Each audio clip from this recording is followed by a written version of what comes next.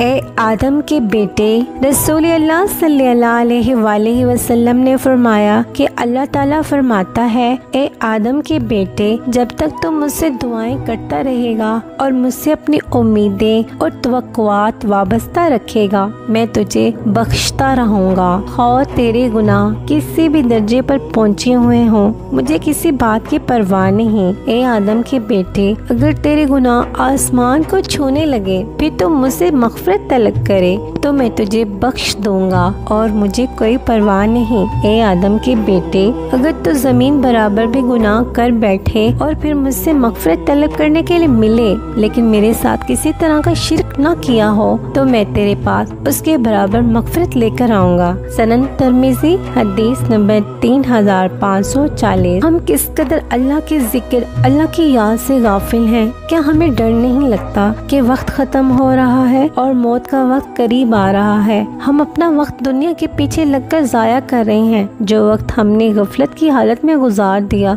जिस वक्त हम अपनी आखिरत की तैयारी के लिए कुछ न कुछ कर सकते, इस पर निदामत इख्तियार करते हुए कसरत से इस्तग़फ़ार करें। इस्तग़फ़ार की आदत को अपनाएं। इस्तग़फ़ार नेकियों में सबसे बड़ा अमल है, लिहाजा जो अपने कौल व अमल, हाल अहवाल, रिज़्क़ में तंगी और कोताही महसूस करे, बेऔलादी और दिल की बेकरारियों का शिकार हो, परेशानियों का शिकार हो, बस वो तौहीद और इस्तग़फ़ार को लाजिम पकड़े। रसूल अकरम सल्लल्लाहु अलैहि वसल्लम ने फरमाया, मेरे दिल पर गुबार सा छा जाता है और मैं दिन में 100 मरतबा इस्तग़फ़ार करता हूँ। सही मुस्लिम हदीस नंबर 2702।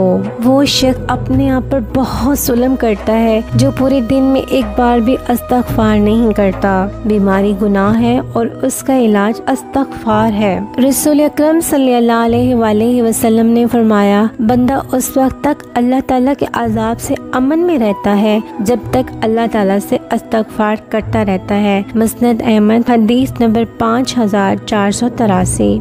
कसरत से इस्तग़फ़ार करना। सैयदना अब्दुल्ला बिन बसर रज़ी अल्लाह अन्हु से मरवी है, वो बयान करते हैं कि नबी करीम सल्लल्लाहु अलैहि वसल्लम ने फरमाया, उस शख्स के लिए जन्नत की खुशखबरी है जिसके नामे अमाल में कसरत से इस्तग़फ़ार पाया गया। सनन इब्ने माजा हदीस नंबर 3818। अल्लाह ताला हमें इस्तग़फ़ार करने की ज़्यादा से ज़्यादा तौफ़ीक़ अता फरमाए और हमारे सगीरा और कबीरा गुनाहों को माफ़ फरमाए। आमीन।